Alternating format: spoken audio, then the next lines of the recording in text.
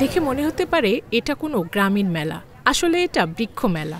মেলায় ৩৯টি স্টলের মধ্যে একটি স্টলে বিক্রি হচ্ছে গাছের চারা। এমনই এক বৃক্ষ মেলার আয়োজন করেছে শরীয়তপুরের গোসাইরহাট বন বিভাগ ও উপজেলা প্রশাসন।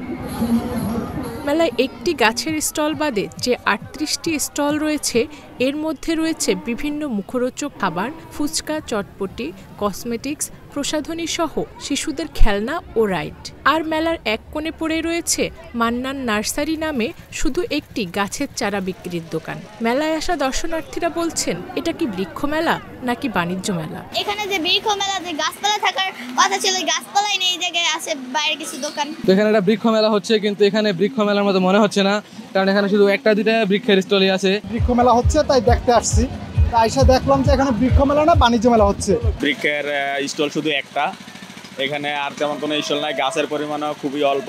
আসছি বৃক্ষ মেলায়, এখন বৃক্ষ মেলায় এসে দেখি অন্য বৃক্ষ মেলার দোকানের থেকে অন্যান্য দোকান বেশি। বৃক্ষ মেলাগুলোকে নার্সারি স্টলগুলো থাকা দরকার ছিল বেশি, এই জায়গায় স্টল নাই। আমরা আরো ৪-৫টা স্টল আসলে স্টল থাকতো তাহলে আপনার কিনে বেচাটা একটু ভালো হইতো। প্রোটিন, আয়রন ও ফাইবার সমৃদ্ধ প্রাণ টোস্টের আবেশে সবাই কাছে আসে। উপজেলা প্রশাসন বলছে, মেলাটি বন বিভাগের সার্বিক সহযোগিতায় করা হয়েছে, আমরা শুধু মাঠ দিয়েছি। এদিকে মেলার বিষয়ে কিছুই জানেন না বলছে বন বিভাগ।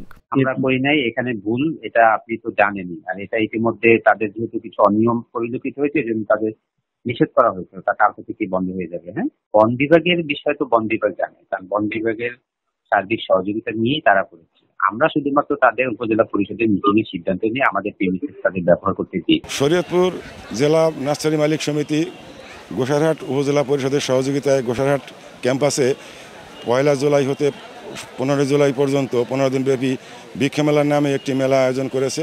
যে মেলার আয়োজক হিসাবে বন বিভাগ কখনোই অনুমতি প্রদান করেনি, বা বন বিভাগের তরফ থেকে কোনো বাজেট না থাকায় বন বিভাগ আয়োজন করার কোনো সুযোগ নেই।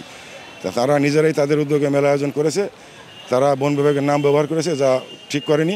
আমরা তাদের বিরুদ্ধে, আমরা নার্সারি মালিক সমিতির বিরুদ্ধে ব্যবস্থা গ্রহণ করার উদ্যোগ গ্রহণ করব। উপজেলা পরিষদের কেন্দ্রীয় শহীদ মিনার মাঠ প্রাঙ্গণে ১ জুলাই শুরু হয় এই মেলা, শেষ হওয়ার কথা ১৫ জুলাই।